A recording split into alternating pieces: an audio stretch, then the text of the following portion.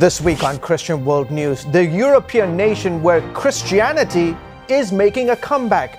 We'll tell you why not everyone is thrilled with this new development. Our exclusive report from Hungary. Plus, terror attack in Spain, how ISIS fighters are leaving Iraq and Syria and bringing jihad to Europe. And the upcoming solar eclipse has people looking to the heavens.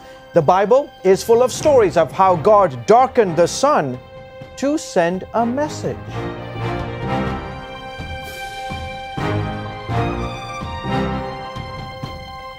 Hello everyone, welcome to this week's edition of Christian World News. I'm George Thomas. And I'm Wendy Griffith, and we also want to welcome our Facebook audience that's tuning in right now, and we want to encourage you to post your prayers and your comments. We're going to be looking at those throughout the show. Yeah, stay tuned for that. Well, it is a nation that has rediscovered its Christian roots, closed its borders to illegal migrants, and rewritten its constitution to protect the family and the unborn. But as Dale Hood reports from Budapest, Hungary, European leaders are not happy about that nation's renaissance of Christianity. In a time when most of Europe is in the grips of atheism, there is a nation where Christianity seems to not only be holding its own, but some say is thriving. Imagine a government that is unabashedly Christian, that thinks Christian values are worth defending, that wants to protect and even nourish the family. Welcome to Hungary. Hungary's constitution is explicitly Christian. It says that marriage is between one man and one woman, and that life begins at conception. It even includes the phrase, God bless the Hungarians. Hungary's faith church, with 300 branches, is one of the largest Pentecostal churches in Europe, with 70,000 attenders. And the Hungarian government has taken on the role of protecting Christianity. It's even set up an office to help persecuted Christians worldwide. When CBN News brought to the world the story of Sweden's threat to deport Iranian actress Aydin Stranson back to Islamic Iran, only one nation stepped up and offered her asylum: Hungary. The Hungarian government says taking in persecuted Christians is our moral and constitutional duty.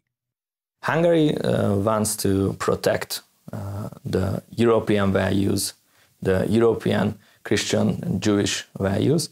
Hungarian policy analyst István Poda says Hungary has only returned to its roots as a historic bastion of Christianity, dating back over 1,000 years, and despite almost 200 years of Muslim Ottoman rule, and after World War II Soviet communist domination. Secretary of State Zoltán Kovács. You have to stick to your traditions and legacies. Europe's legacy is a Christian legacy.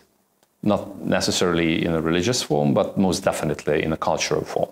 And it's this belief that has Hungary locked in a battle with the European Union over migrants. Mr. Orbán has accused the EU of trying to Islamize Europe. And Hungary has infuriated Brussels by building a fence to keep illegal migrants out. The European Union is ticked because Viktor Orbán has told Brussels to essentially take a hike when it comes to open borders. Hungary has seen the terrorism and chaos caused by migration in Western Europe and has said, not here. The European Union has even gone to court to force Hungary, Poland, and the Czech Republic to take in migrants. Mr. Orbán has accused Brussels of blackmail.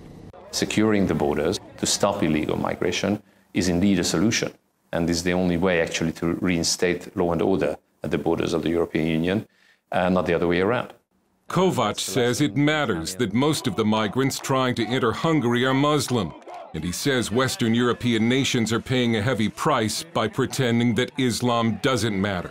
We've been living together or living close to Islam for centuries in the past, and we all know about it. So that's why it does matter who is coming and in what manner people are coming. Orbán is often portrayed in the Western media as sort of a version of Vladimir Putin, an undemocratic strongman. In fact, at an EU summit a few years ago, the European Commission president reportedly greeted Orbán with the words, "Hello, dictator." Hungary is certainly not a dictatorship, but Orbán's critics accuse him of corruption and using the instruments of government against his political opponents. including the recent billboard campaign against billionaire George Soros. What we see today in Hungary is the shameless use of public money, of tax money, to formulate pro-government messages. Since 2010, the Hungarian government has been continuously weakening the system of checks and balances in Hungary and weakening democratic institutions. But Orbán, a man who even his critics concede is a skilled politician, doesn't have a serious political rival. He will probably remain in power, meaning Hungary's standoff with the European Union over migrants is likely to escalate. But it also means that Hungary will continue to have a government that thinks Christianity is worth protecting. And Dale Hurd joins us now for more. Dale, I assume Hungary's border fence is making the country safer? You know, Wendy, news outlets reported there's been almost one attack a week, terror attack a week in Europe this year. Right. Google terrorist attacks in Hungary. You'll find a nail bombing last year and it wasn't committed by an Islamic terrorist. There's virtually none, not only in Hungary, but in Poland and the Czech Republic. So fences work. How religious are the Hungarian people? Well, that's a good term, religious. I mean, they're very religious compared to Western Europe. The country is majority Catholic. Evangelicals are not the majority. Right. So what's the percentage of saving faith? I don't know, but the belief in God is upwards of 2/3 to 3/4 of the country, which is extraordinary. And you were just there. You just spent some time there. Why do you think it is so Christian? And did you see a lot of churches just walking around? Well, yeah, I mean, it doesn't look that much different from other European capitals. Yeah. Why so Christian? Of course, as I mentioned, they have a rich heritage that I think the fact that they were dominated by the Ottoman Empire, they were dominated by the Soviet Union, it gave them a hunger for Christianity that so many other nations have taken for granted. I mean, don't forget that Britain is, for instance, an officially Christian nation. It just doesn't act like it most of the time. Right. Hungary is a nation that is officially Christian and acts like it. Okay, so the European Union versus Hungary, who's going to win? I think negotiations will win. But look, if you're the Hungarians, you do not want to give in to this crazy refugee program that is so dangerous. Orbán himself has said that every refugee from an Islamic nation is a security risk. Yeah. And it is not going to help him domestically to change his policy on that. Are you surprised? We're just getting breaking news about the terrorist attack in Finland. You never hear of a terrorist attack in Finland. Are you surprised to hear that? I mean, in a way I am, but I mean, it's coming here as well. Robert Spencer is someone who said that wherever you have Muslim fundamentalists, you're going to have terrorism. All right, a dire warning. Thanks, Dale. We appreciate your reporting. George? Okay, folks, up next, ISIS strikes Spain. Is it part of a new wave of attacks on Europe?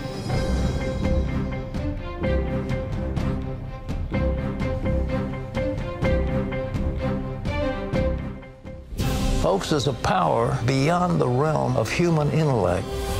In Pat Robertson's new DVD, Miracles, learn how you can experience God's power in your life. You've said that there are 3 components to seeing miracles. What do you mean by that? A power that can overcome any problem. This is the normal inheritance of the children of God. And see inspirational true stories of miracles. Meet the real people who have come face to face with that power. Medicine cannot explain this. I felt the strength of God come. I am being healed. Call 1-800-700-7000 to get your copy of Miracles. Experience God's power in your life. I felt God saying, I am in complete control. This was a dead man. Now he's alive. It's definitely a miracle. Miracles. Experience God's power in your life. Available now.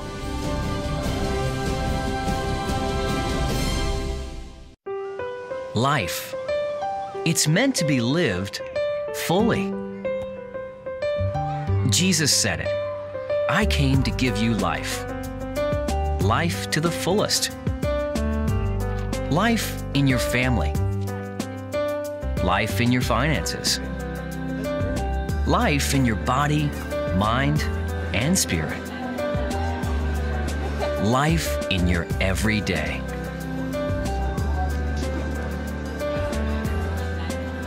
At CBN.com, we're taking what Jesus said seriously. We're here to help you discover life. Life. Live it fully. CBN.com.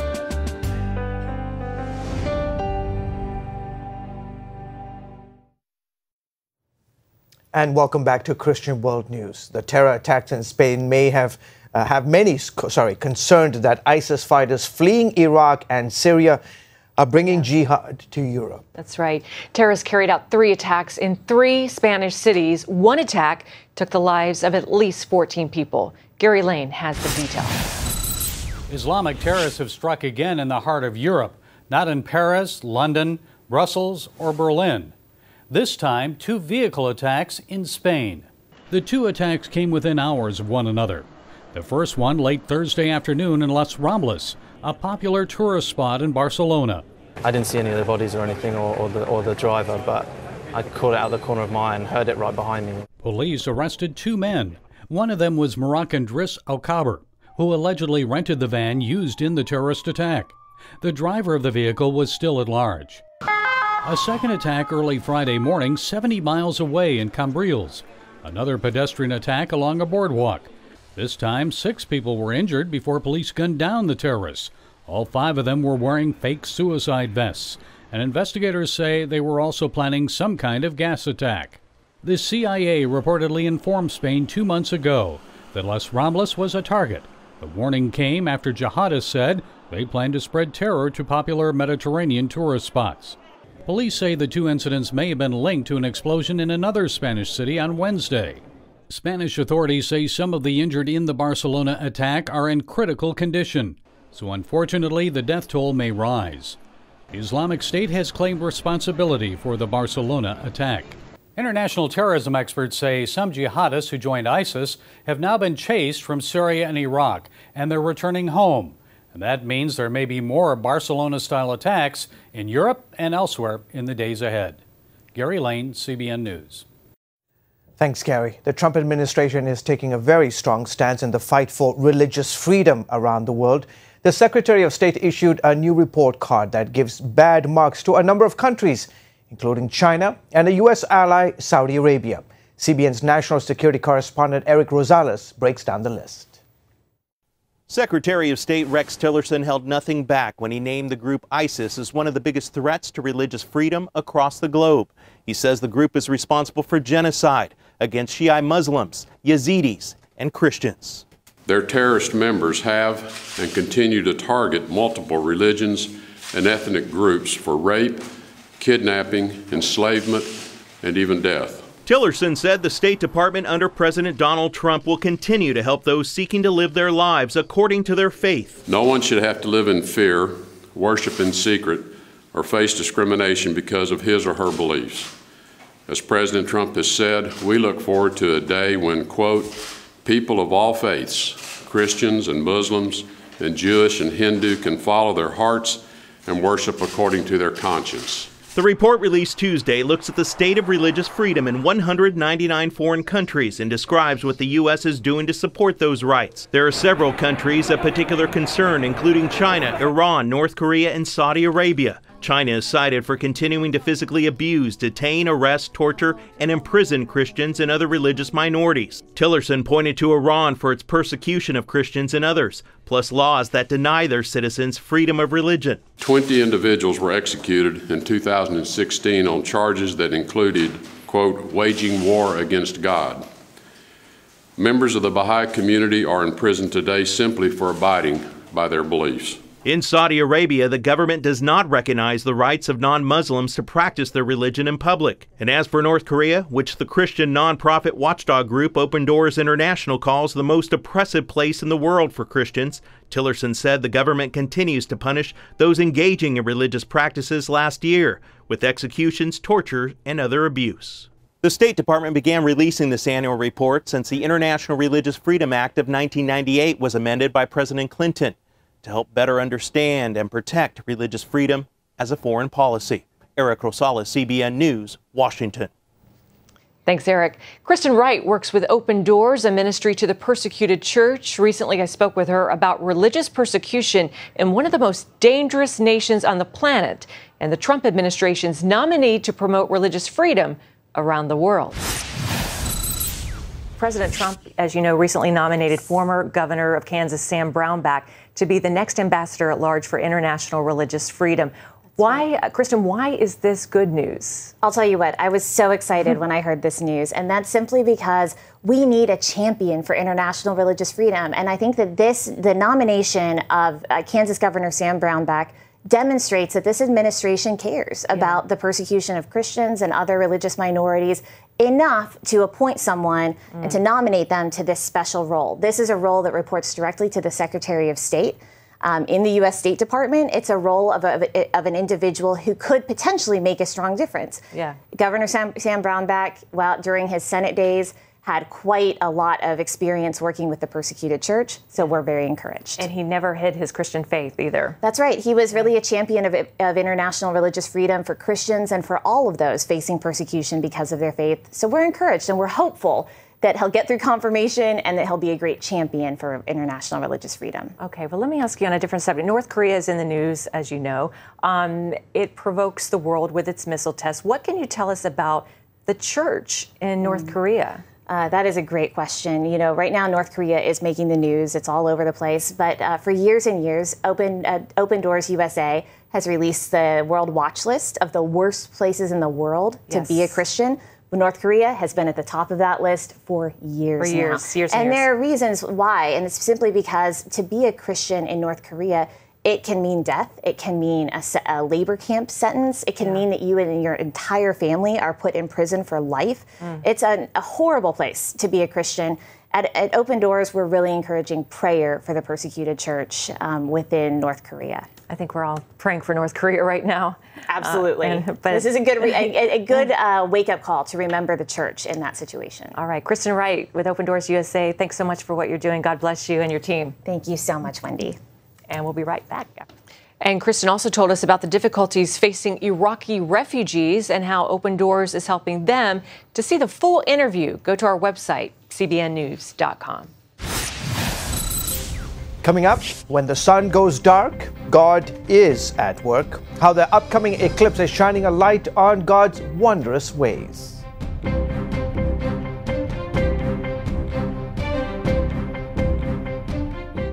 Pat Robertson's new DVD, Miracles. I knew it was God. Meet real people who have experienced God's life-saving power. God was taking care of us. You'll discover the 3 components of miracles, the power of your words, and the abundant kindness and mercy God has for you. Remember to keep on asking, keep on seeking, and you will receive. Call 1-800-700-7000 or log on to cbn.com. Hello, I'm Terry Newsom. Did you know there are more than 148 million orphans in the world today? 148 million. But it was 3 little girls that taught me about the plight of orphans. 8 years ago, my husband and I spent nearly a month immersed in the daily activities of a Ukrainian orphanage as we waited to adopt 3 sisters. I saw firsthand the utter loneliness, the pain of rejection, and the overwhelming desire to be loved. That experience changed me forever. And out of it grew a ministry from my heart called Orphans Promise. Today, we're helping orphans and vulnerable children in more than 50 countries worldwide. Thousands of children are now in safe homes. They're being educated, and they're learning life skills. I'm asking you to join with me and become family to these children. Will you call the number on your screen right now? Because every child deserves a chance to be happy. When you give, smiles grow bigger. When you care, homes are happier. When you comfort, the hurt goes away. When we all come together to love, miracles happen. And welcome back to Christian World News. This week, Americans will view a rare sight, a solar eclipse that can be seen from coast to coast. Many wonder if it might contain some greater spiritual meaning. Well, you know, the Bible has references several times when the sun took center stage in history. CBN Middle East Bureau Chief Chris Mitchell has more from the place where the sun and moon stood still. One of 10 plagues, 3 days of darkness over Egypt before the Exodus. The Jewish sources describe it not just as darkness, but a darkness that was so thick, it's like people couldn't move in it, or the Egyptians couldn't move in it. So that's an example of God suspending the laws of nature. The sun god was one of their major gods, the major god, I think. And so by God covering their God, he was saying, I'm bigger than your God. This is the valley of Ayalon behind me. Many believe it's the place where Joshua fought the battle with the 5 kings of the Amorites, and where he said to the Lord, Sun, stand still over Gibeon, and moon over the valley of Ayalon. And 3 hours of darkness came during the crucifixion. Whatever the darkness was, it wasn't an eclipse, and we have no explanation of what it was, or even what it meant.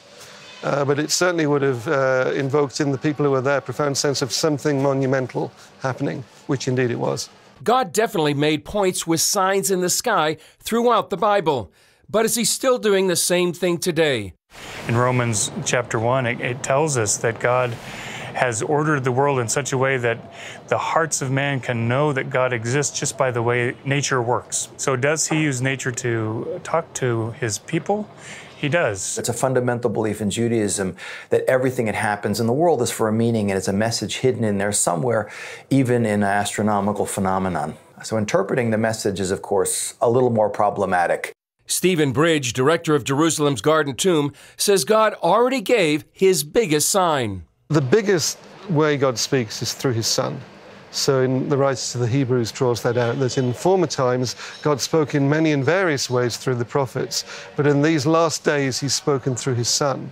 And so for us, Jesus is the revelation. Jesus is the Word made flesh. Jesus is the ultimate sign, and his death and resurrection, the ultimate sign within that.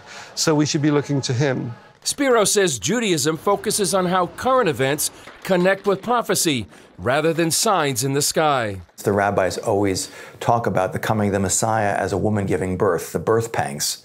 And the basic idea behind that is that just as a woman giving birth goes through contractions that get closer and closer together and more intense as you approach the birth, so too events on the planet Earth will get more and more intense and happen much more rapidly.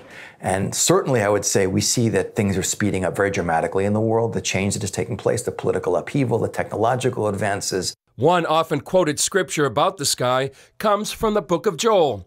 The sun shall be turned into darkness and the moon into blood before the great and awesome day of the Lord. We get this picture from God's word that he will use those kinds of signs in the skies to speak to his people, to speak to the earth. And how do we know which one is which? Because I think sometimes we want to attach God to every single natural event that takes place.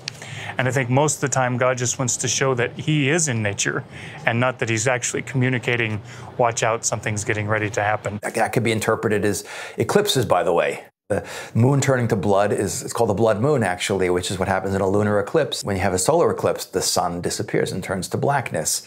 So there in the prophets, it's talking about signs we see at the end of days. Whether that is what it's meant to be interpreted as remains a big question. According to Jewish teaching, the Messiah must come before the year 6000 on the Jewish calendar.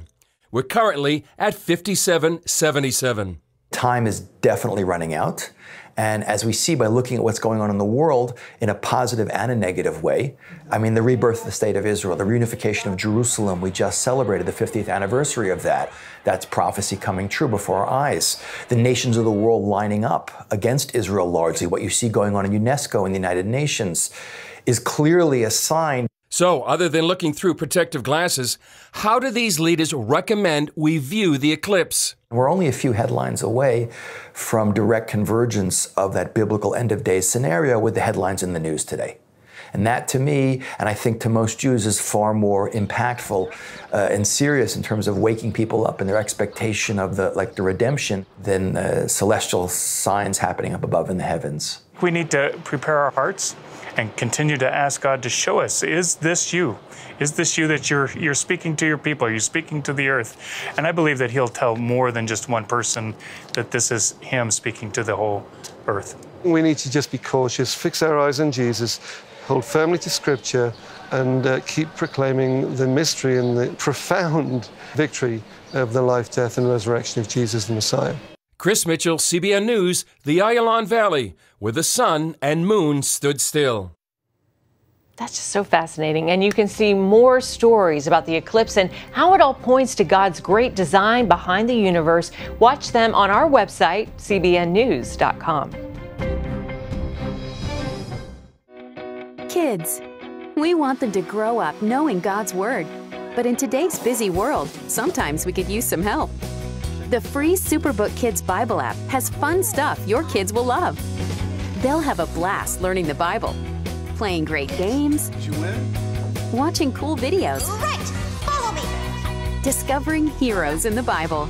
They'll have fun while they learn God's Word. The Superbook Kids Bible app, available on iTunes and the Google Play Store. Hello, I'm Terry Newsom. Did you know there are more than 148 million orphans in the world today? 148 million. But it was 3 little girls that taught me about the plight of orphans.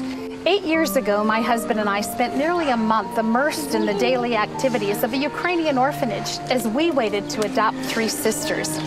I saw firsthand the utter loneliness, the pain of rejection, and the overwhelming desire to be loved. That experience changed me forever. And out of it grew a ministry from my heart called Orphans Promise. Today, we're helping orphans and vulnerable children in more than 50 countries worldwide. Thousands of children are now in safe homes. They're being educated, and they're learning life skills. I'm asking you to join with me and become family to these children. Will you call the number on your screen right now? Because every child deserves a chance to be happy. Hello? Is this thing on? Hey, kids, do you love games? And do you love discovering things? Well, do ya? Then you're gonna love this. It's the new free Superbook Kids Bible app. You can play games, watch videos, find answers to your questions, and a whole lot more. The new Superbook Kids Bible app. Free downloads available on iTunes and Google Play now.